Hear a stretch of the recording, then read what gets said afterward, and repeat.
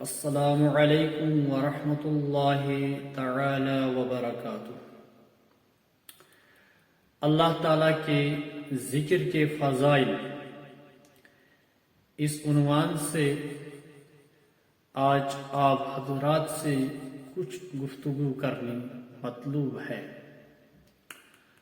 اللہ رب العزت فرماتے ہیں قرآن حکیم میں، فَاذْكُرُونِي أَذْكُرْكُمْ، تم مجھے یاد رکھو میں تمہیں یاد رکھوں گا۔ اے میرے بندو، آپ میری بندگی کرو، میرے قرآن کی تلاوت کرو۔ جب آپ قرآن کی تلاوت کرتے ہو تو اس وقت آپ لوگ اللہ جل شانہ کی ذکر کرتے ہو، اس لیے فرمایا فَاذْكُرُونِي أَذْكُرْكُمْ، آپ مجھے یاد کرو اور میں آپ کو یاد کرنے والا ہوں گا۔ دوسری جگہ قرآن میں فرمایا وَاذْكُرِ اسْمَ رَبِّكَ وَتَبَتَّلْ إِلَيْهِ تَبْتِيلًا۔ سورۃ المزمل میں فرمایا آپ اپنے رب کے نام کو یاد کرتے ہوئے اور ہر طرف سے لا تعلق ہو کر اللہ رب العزت کی طرف متوجہ ہو جائیے۔ یعنی کہ حاصل کلام یہ ہے، ہمیں تمام چیزوں کو چھوڑ کر اللہ رب العزت کے ساتھ، اس کی بڑائی کے ساتھ اس کی شان بیان کرنی ہے۔ اگرچہ ہماری ذات اس قابل نہیں ہے، لیکن پھر بھی ہمیں اللہ پاک کے قرآن کی کثرت سے تلاوت کرنی ہوگی۔ دوسری جگہ پہ اللہ رب العزت فرماتے ہیں الا بذکر اللہ تطمئن القلوب۔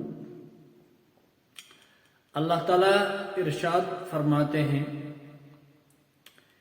کہ میری ذکر سے، میری یاد سے،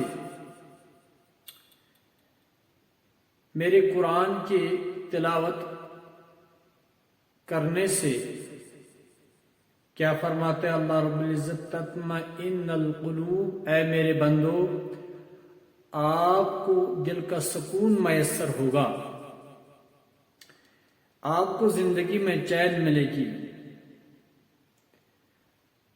پریشانیاں اور غم آپ کو بہت زیادہ کم ہوں گے۔ مگر شرط اس میں یہ ہے، کنڈیشن اس میں اللہ رب العزت یہ رکھتے ہیں، آپ کو میرے کلام کی تلاوت کثرت سے کرنی ہوگی۔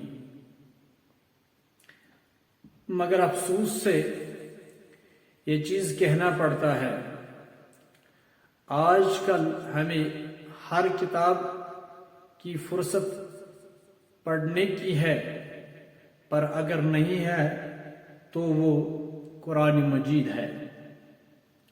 اللہ رب العزت فرماتے ہیں وَلَذِكْرُ اللَّهِ أَكْبَرُ، میری بہت بڑی ذکر کون سی ذکر ہے؟ وہ ہے قرآن مجید۔ اس لیے رسول اللہ صلی اللہ تعالی علیہ وسلم نے فرمایا القرآن حجت لک او علیک، یہ قرآن کل کو روز محشر میں یہ آپ کے حق میں یا ہوگا یا آپ کے خلاف الٹا مقدمہ کرنے والا ہوگا۔ یہ اللہ رب العزت کے سامنے جب رکھا جائے گا اور بندے کی پیشی ہوگی، اللہ رب العزت ایک بندے سے فرمائیں گے بتاؤ آپ نے اپنی زندگی میں کتنی تلاوت قرآن حکیم کی ہے؟ اس کے رموز و اوقاف کو کتنی گہرائی سے آپ نے سمجھنے کی کوشش کی ہے، اس کے لکھے ہوئے احکام پہ آپ نے کہاں تک عمل پیرا ہونے کی کوشش کی ہے۔ لہذا اللہ رب العزت فرماتے ہیں، اے میرے بندو، اگر آپ کامیابی چاہتے ہو، اگر آپ شادیابی اور شادمانی چاہتے ہو، اگر آپ پرسکون زندگی گزارنا چاہتے ہو، تو اس کا ایک ہی حل ہے، وہ یہ ہے الا بذکر اللہ تطمئن القلوب، میری یاد کرنے کی وجہ سے میرے بندوں کے دلوں کو، ان کے جسموں کو اطمینان اور سکون ملتا ہے۔ وہی اطمینان اور سکون اللہ رب العزت ہمارے حق میں بھی لکھ دے۔